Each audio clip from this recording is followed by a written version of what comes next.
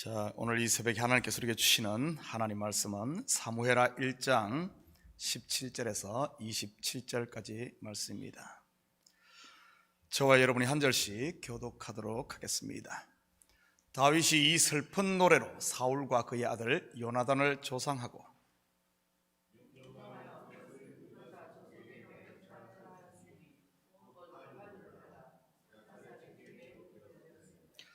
이스라엘아, 내 영광이 산 위에서 죽임을 당하였도다. 오호라, 두 용사가 엎드러졌도다.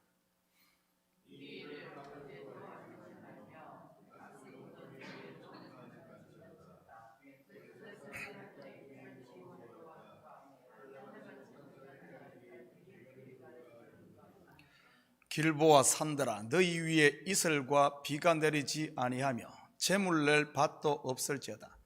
거기서 두 용사의 방패가 버림바 됨이니라. 곧 사울의 방패가 기름 부음을 받지 아니함같이 됨이로다.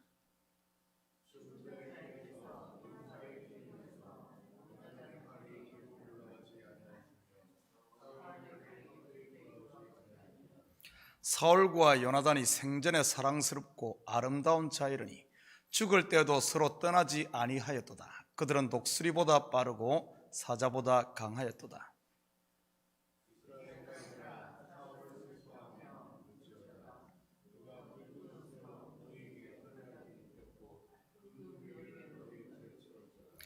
오호라, 두 용사가 전쟁 중에 엎드러졌도다. 요나단이 내 산 위에서 죽임을 당하였도다.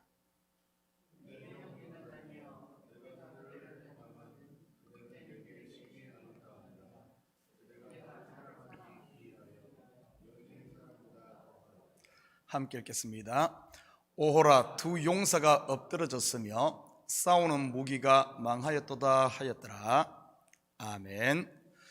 좋은 아침입니다. 전쟁터에서 도망쳐 나온 한 아말렉 소년에게서 이스라엘의 패배 소식과 함께 사울과 요나단의 전사 소식을 들은 다윗은 극도의 애통과 슬픔을 느끼며 옷을 찢고 금식합니다.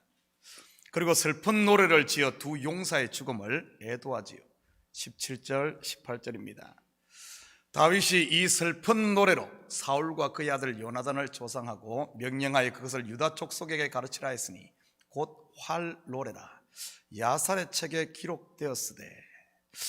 여기서 슬픈 노래로 번역된 키나란 이 단어는 슬프게 울다라는 뜻의 쿤에서 파생된 말로 애가라는 뜻이지요. 그리고 다윗은 이 노래의 제목을 활이라고 했습니다. 아마 그 이유는 사울이 적의 활에 맞아 죽었기 때문이거나 활을 잘 쏘는 용사 요나단의 무공을 기리기 위함인 듯합니다. 다윗과 요나단이 마지막 헤어질 때 그들 둘은 활로 이 서로의 우정을 확인하게 됐지요. 그리고 여기서 활로 번역된 히브리어 원어는 케셰트인데 이 단어가 성경 어디에 나옵니까? 바로 홍수 후에 하나님께서 노아에게 다시는 물로 세상을 심판하지 않겠다고 언약하시며 그 증거로 구름 사이에 두신 것이 바로 케셰트, 무지개입니다. 원래 무지개란 이 뜻은 활이라는 뜻입니다. 그리고 이 노래는 야살의 책에 기록되었을 뿐 아니라 유다 족속에게 가르쳤습니다. 이렇게 이 애가를 비중 있게 다루는 데는 분명 다윗의 슬픔을 표현한 그 이상의 것이 있는 것 같습니다. 오늘은 이 활노래 속에 담긴 이 구속사적 의미들을 우리 한번 같이 살펴보도록 하겠습니다. 19절입니다. 이스라엘에게 쫓겨 광야에서 생명의 위험을 받았던 다윗 아닙니까? 사울이 죽었다는 소식은 다윗에게 굿뉴스 중에 굿뉴스 아닌가요? 그런데 다윗이 이렇게까지 그들을 위해 슬퍼하니 좀 의아할 수 있지요. 19절을 보면 다윗이 왜 이렇게 슬퍼하는지를, 그 이유를 우리가 좀 알 수 있습니다. 이스라엘아, 내 영광이 산 위에서 죽임을 당하였도다. 백성들의 요구에 의해 세워진 왕 사울의 죽음, 이는 곧 이스라엘에 대한 심판이요 죽음이지요. 그렇다면 왜 이스라엘이 이렇게 산 위에서 심판을 받은 것일까요? 바로 하나님을 버리고 자기들을 위한 자기의 왕인 사울을 세웠기 때문입니다. 결국 사울의 죽음은 왕을 구한 이스라엘의 죄에 대한 심판인 것입니다. 이런 죄에 대한 심판을 우리는 바벨론에 의해 멸망당한 예루살렘을 통해서도 볼 수 있습니다. 돌아오라는 선지자들의 외침을 외면하다가 결국 포로로 잡혀가지 않았습니까? 그때 예레미야 선지자가 애가를 지어 부릅니다. 그 책이 바로 예레미야 애가이고요. 마찬가지로 사울과 요나단을 위한 애가는 단순히 한 개인의 슬픔을 노래한 것이 아닌 죄에 대해 아파하며 하나님 앞에 통해 자복하는 그런 다윗의 신앙 고백인 것이지요. 이국 땅 블레셋에서 다윗이 이 눈물의 씨를 뿌린 것이라고는 할까요? 결국 이런 눈물의 결실이 무엇이겠습니까? 시편 126편 5절 6절입니다. 눈물을 흘리며 씨를 뿌리는 자는 기쁨으로 거두리로다. 울며 씨를 뿌리러 나가는 자는 반드시 기쁨으로 그 곡식단을 가지고 돌아오리로다. 바로 다윗의 애가는 이스라엘의 왕으로 기름 부음 받은 그가 백성들의 죄를 홀로 짊어지고 하나님 앞에 통해 자복하는 회개의 기도였던 것이지요. 우리가 공부했다시피 다윗은 예수 그리스도의 예표입니다. 다윗의 이러한 애통은 우리의 죄를 홀로 짊어지고 우리를 위해 우신 예수님을 보여주는 것이기도 하지요. 히브리서 5장 7절입니다. 그는 육체에 계실 때 자기를 죽음에서 능히 구원하실 이에게 심한 통곡과 눈물로 간구와 소원을 올렸고 그의 경건하심으로 말미암아 들으심을 얻었느니라. 결국 예수님의 통곡과 눈물은 누구를 향한 것이었겠습니까? 바로 저와 여러분을 위한 것이었지요. 죄인들을 위해 죄가 없으신 그분이 대신 간구한 것이고요. 예수님이 구한 간구를 하나님이 들으셨기에 저와 여러분이 사망에서 생명으로 옮긴 것 아닙니까? 그리고 이 사울과 이 요나단의 죽임당한 곳이 어디입니까? 산 위입니다. 물론 여기서 산 위는 길보아 산을 말합니다. 그런데 구속사의 큰 그림으로 보면 사울과 요나단의 죽음은 바로 골고다 언덕 위에서 우리의 죄를 짊어지고 죽으신 예수 그리스도를 예표하기도 하지요. 바로 이러한 구속사의 비밀이 숨겨져 있기에 다윗은 이 노래를 유다 족속들에게 가르치라고 한 것이지요. 십자가에서 온 인류의 죄를 대속할 예수 그리스도의 예표이니까요. 이 노래의 제목이 무엇이라고 했습니까? 케셰트, 곧 활의 노래라고 했습니다. 활은 무지개 언약을 말하는 것으로 이 노래 또한 십자가의 언약을 담고 있는 것이지요. 죄의 결과, 결국 우리의 죄를 예수님이 십자가에서 대신 지셨지 않습니까? 다윗의 이 예가를 통해 우리는 10여 년의 광야를 통해 진정한 이스라엘의 왕으로 준비된 다윗의 모습 또한 발견할 수 있습니다. 분명 사울은 다윗을 죽이려고 하는 원수였습니다. 그런데 그러한 원수의 죽음을 애통해야 한다는 것은 원수를 사랑으로 그가 품었음을 보여주는 것이고 때가 찼음을 말하는 것이지요. 다윗이 이스라엘의 왕으로 등극할 때 말이지요.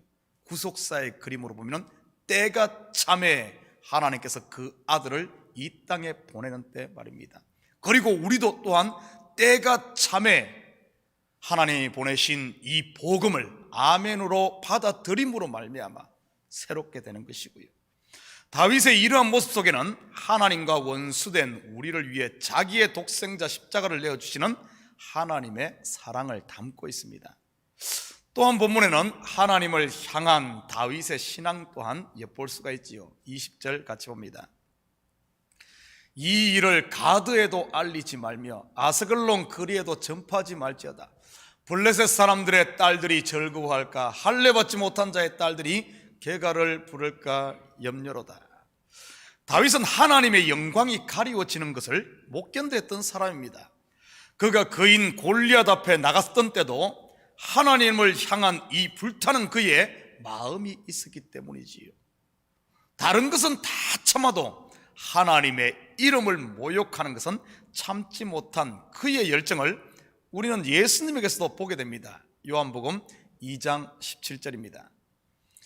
제자들이 성경 말씀에 주의 전을 사모하는 열심이 나를 삼키리라 한 것을 기억하더라.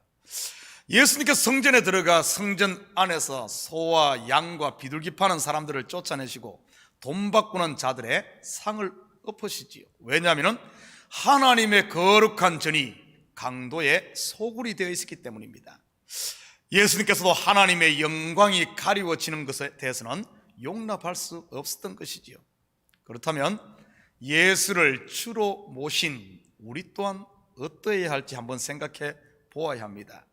내 속에도 하나님을 향한 이 마음이 있는지 말이지요. 또한 이 애가 속에는 사울에게 끝까지 충성했던 다윗의 모습도 발견할 수 있습니다. 24절입니다. 이스라엘 딸들아, 사울을 슬퍼하며 울지어다. 그가 붉은 옷으로 너희에게 화려하게 폈고 금 놀이개를 너희 옷에 채웠도다. 비록 사울은 다윗을 죽이려 했지만 이 다윗은 2번씩이나 사울을 살려두었습니다. 그리고 신하된 그는 사울이 왕으로서 이스라엘에 행한 치적을 노래합니다. 우리는 사울 왕 하면 자꾸 다윗과 비교를 하다 보니 무조건 나쁜 쪽으로만 생각하기 쉽습니다. 그런데 사울의 통치 기간 동안 이스라엘의 정치와 경제 그리고 군사적으로는 사사기에 비해 굉장히 안정되어 있었습니다. 다윗은 지금 사울의 그러한 업적을 칭송하는 것이지요.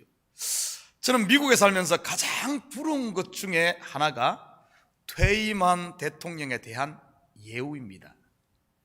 현직에 있을 때는 잡아 죽일 것 같이 싸우고 비판을 하더라도 현직에서 물러나면 비리를 캐서 감옥에 보낸다든지 정치적 보복을 한다든지 이런 일이 지금까지 단 한 번도 없었습니다. 우리나라와는 정반대이지요. 우리나라는 전부 대통령 끝나면은 이제 그 다음에 가는 집이 큰 집 감옥이잖아요. 누군들 흠없는 사람이 있겠습니까? 또는 아무리 잘못한 사람이라도 그도 사람인데 어떻게 나쁜 면만 있겠습니까? 누구나 다 나쁜 면과 좋은 면을 가지고 있지요. 문제는 그것을 바라보는 사람이 어떤 면을 보느냐입니다. 현직에서 물러난 사람의 잘못을 캐낸들 다시 되돌릴 수 있을까요? 현직에 있을 때야 그럴 수 있지만 말이지요. 저는 사울을 바라보는 이 다윗의 이 눈을 은혜라고 생각합니다. 허물을 덮어주는 것 말이지요. 그리고 무엇보다도 죄인에게 있어 가장 필요한 것이 바로 이 은혜이고요. 알고 보면 저와 여러분이 모두 이 은혜로 구원받은 것이지요. 사랑하는 성도 여러분, 사울과 요나단을 위해 다윗의 위한 애가를 보며 원수마저도 사랑으로 품었던 예수님의 모습을 그대로 볼 수 있지 않습니까? 혹시 우리 주위에도 지금 내가 힘들어하는 분은 없습니까? 그들을 원수로 여기고 피하는 한 그 사람은 영원히 원수일 수밖에 없지요. 그렇지만 예수님께서 나를 대신해서 십자가에 못 박힘으로 우리가 하나님께 용납되었듯이 우리 또한 우리의 십자가를 짐으로 용납해야 하지 않을까요? 그래야만 슬픔과 탄식이 변하여 기쁨의 단을 가지고 돌아올 수 있으니까요. 오늘 하루도 여러분의 삶의 현장에 정죄가 아닌 이러한 사랑과 긍휼의 눈물이 뿌려짐으로 기쁨의 열매가 주렁주렁 맺는 이는 오늘 하루도 복된 날이 되었으면 좋겠습니다. 같이 기도하십시다. 사랑의 아버지 하나님, 참으로 감사를 드립니다. 아버지 하나님, 다윗의 애가를 보면서 바로 예수 그리스도의 우리를 향한 아버지 하나님 눈물임을 보게 됩니다. 주님이 하실 건데 아버지 하나님, 우리 또한 그래야 해야 하지 않겠습니까?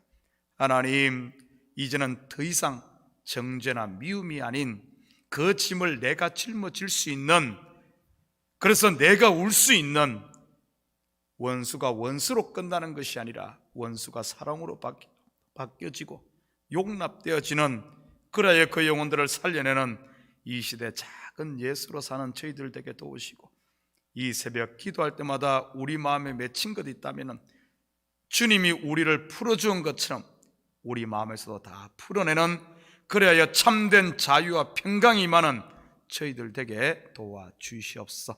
감사드리며 예수님의 이름으로 기도드립니다. 아멘.